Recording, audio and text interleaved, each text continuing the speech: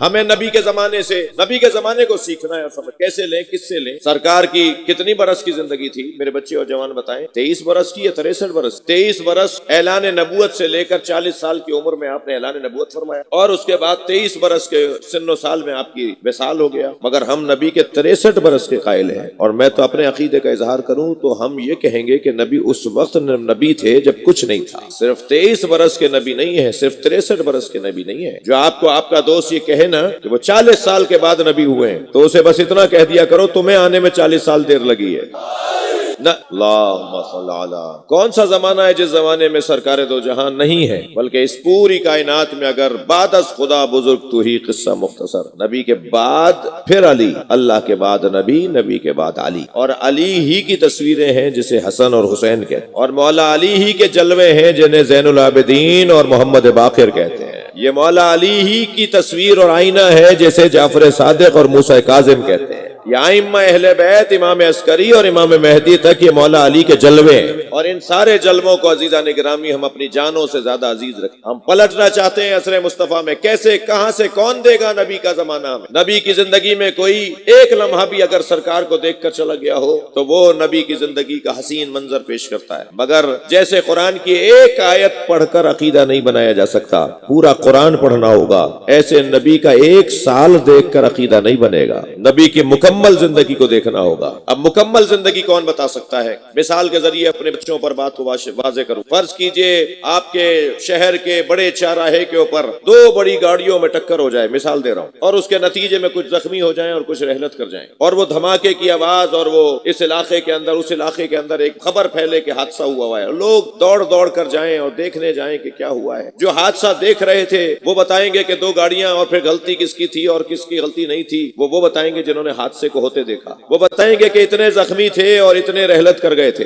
جو 1 گھنٹے بعد آیا اسے زخمی نظر نہیں آئے مگر جنازے نظر آئے، تو وہ واپس آ کے گاؤں میں بتائے گا کہ زخمی کوئی نہیں تھا، مرے ہوئے اتنے لوگ تھے۔ جو 4 گھنٹے کے بعد آیا اس نے جنازے بھی نہیں دیکھے تو وہ کہے گا جھوٹ بول رہے ہیں، نہ کوئی زخمی ہوا نہ کوئی مرا ہے، ہاں ایکسیڈنٹ ضرور ہوا ہے۔ جو 6 گھنٹے بعد آیا وہ کہے گا جی گاڑیاں کھڑی تھیں مگر لوگ نہیں تھے اس کے اندر، لہٰذا کسی کا کوئی نقصان نہیں ہوا ہے۔ جو اور 12 گھنٹے بعد آیا گاڑیاں بھی چلی جائیں گی تو وہ کہیں گے جی واقعہ ہی کچھ نہیں ہوا۔ اب واقعہ ایک ہے اور راوی مختلف ہے۔ اب سرکار کا کوئی 10 سال کا ساتھی ہے، کوئی 6 سال کا ساتھی ہے، کوئی 2 سال کا ساتھی ہے، کوئی 1 سال کا ساتھی ہے۔ ہمیں نبی اس سے لینا ہے جو نبی کی گود میں آیا ہو۔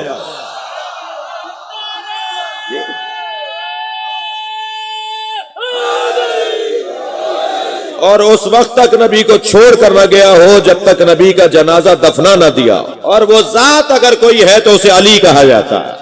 یا علی بتائیں گے کہ نبی کیسے تھے۔ سارے راویان اور تمام تر احادیث کو نقل کرنے والے محترم ہیں، ان کا احترام رہے، مگر علی ہے، علی مولا کا مقام ان کا مقام۔ تو عصر نبی اگر ہمیں سمجھائے گا کوئی تو وہ علی مولا کی ذات۔ یہ ایک انداز تھا میرا اپنی بات کو پہنچانے کا۔ میں اپنے اسی مدعا کو ذرا لہجہ اور انداز بدل کے پیش کروں۔ دیکھیے، آئینے کا کام ہے تصویر دکھانا۔ آپ جب آئینے کے سامنے کھڑے ہوتے ہیں تو وہ آپ کو کبھی آپ کا چہرہ دکھاتا ہے، کبھی سینے تک دکھاتا ہے، اور اگر آئینہ بڑا ہو تو آپ کو پورا دکھتا ہے۔ آئینے کا کام ہے تصویر دکھانا۔ اچھا، اگر یہ آئینہ ٹوٹ جائے تو ٹوٹا ہوا آئینہ بھی وہی کام کرتا ہے جو جڑا ہوا کر رہا تھا۔ آئینے کا کام آپ کے وجود کی تصویر کو اور عکس کو پلٹانا ہے۔ یہ آپ کو پلٹا کر آپ کو دکھاتا ہے کہ آپ کیسے ہیں۔ اور آئینہ بنتا ہے 2 چیزوں سے، ایک جلا سے اور ایک کثیف مادے سے۔ صرف شیشہ ہوگا تو آپ اپنے آپ کو نہیں دیکھ پائیں گے، شیشے کے ساتھ ایک کثیف مادہ بھی چاہیے تاکہ آپ کا عکس پلٹ کر آپ کی طرف آئے۔ صحیح ہے؟ مثلا اگر وہ کثیف مادہ نہیں ہوگا تو وہاں والے تو آپ کو دیکھ لیں گے، آپ نہیں دیکھ پائیں گے، لیکن وہ کثیف مادہ لگا دیا جائے تو آپ اپنے آپ کو بھی دیکھنا شروع۔ تو آئینہ 2 چیزوں سے بنتا ہے، ایک مادہ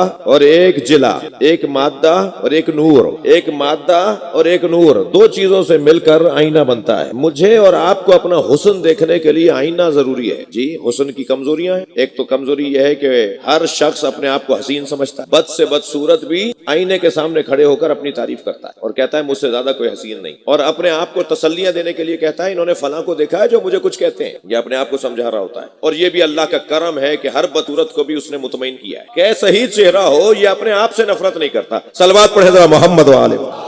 بھائی میں اتنی دور چل کر آیا ہوں، میں کوئی 40-45 منٹ، تو مجھے ذرا خفا نہیں ہوں مجھ سے، آپ میری مجلس سن لیجئے تھوڑی سی۔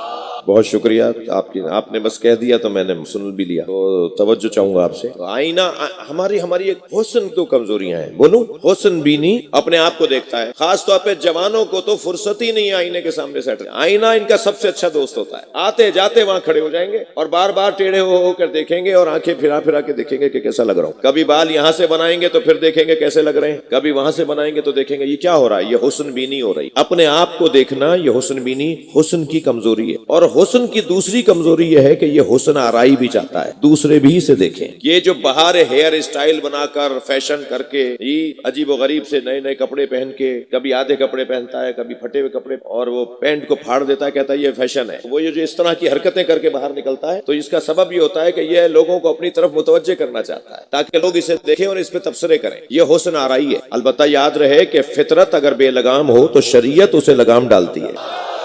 پیاس فطری مسئلہ ہے نا، بھوک فطری مسئلہ ہے نا، جنسی تسکین فطری مسئلہ ہے نا، اللہ نے ڈال یہ پرزے اللہ نے ڈالے ہیں نا۔ پیاس لگتی ہے تو یہ اللہ نے ہمارے اندر فنکشن ڈالا ہے نا کہ پیاس لگے، تو کیا ہر چیز پی لیں؟ پیاس لگتی ہے تو ہر چیز پی لیں، بس جہاں یہ فطرت بے لگام ہونے لگے شریعت کہتی ہے حرام۔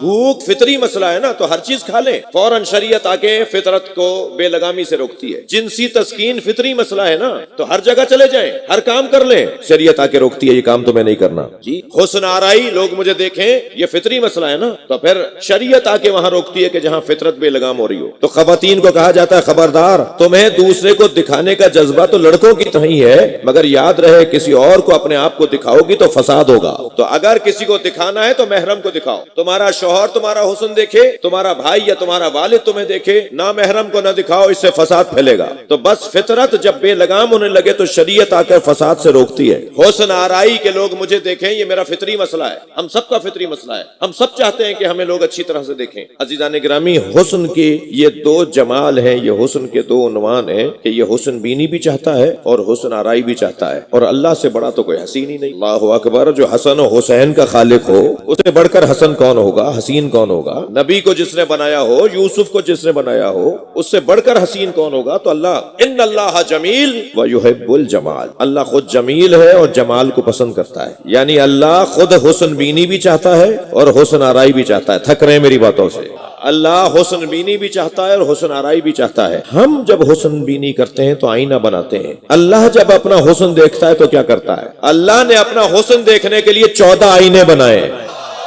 یہ 14 اللہ کے آئینے ہیں، انہیں دیکھ کر اپنا حسن دیکھتا ہے۔ اگر میری بات پر آپ کو اور یقین بڑھانا ہے تو ذرا یہ آیت کا پہلا جملہ سن لیجئے، سبحان الذی اسری بعبدہ، بابرکت ہے وہ ذات جو اپنے بندے کو سیر پر لے گئی۔ یہ حسن بینی نہیں ہو رہی تو کیا ہو رہا ہے؟ جا رہے ہیں مصطفیٰ معراج پر، تعریفیں اللہ کی ہو رہی ہیں اور خود اپنی تعریف کر رہا ہے۔ اور اس آیت میں جو میں نے آپ کے سامنے تلاوت میں، اللہ اپنی ہی قسم خود کھا رہا ہے، فلا وربک، تمہارے رب کی قسم۔ کون ہے اللہ کا؟ محمد کا رب، نبی کا رب خود اللہ ہے نا، خود اپنی قسم کھا رہا ہے۔ یہ حسن بینی نہیں ہے تو کیا ہے؟ نبی کے ذریعے سے اپنی تعریفیں کر رہا ہے، علی کے ذریعے سے اپنی اللہ تعریفیں کرتا ہے۔ اللہ جب حسن بینی چاہتا ہے تو وہ آئینے بناتا ہے۔ ہم آئینے بناتے ہیں تو ایک نور ہوتا ہے اور کثیف مادہ ہوتا ہے، جب اللہ ہی نے بناتا ہے تو نور ہوتا ہے اور بشریت ہوتی ہے، لہٰذا یہ نورانی بشر ہے، یہ نوری بشر ہے، تاکہ اللہ ان کے ذریعے اپنے آپ کو دیکھ۔ اور جب اللہ، تھکے نہیں میری باتوں سے، جب اللہ اپنے حسن کا جلوہ پوری دنیا میں بکھیرنا چاہتا ہے تو کبھی نجف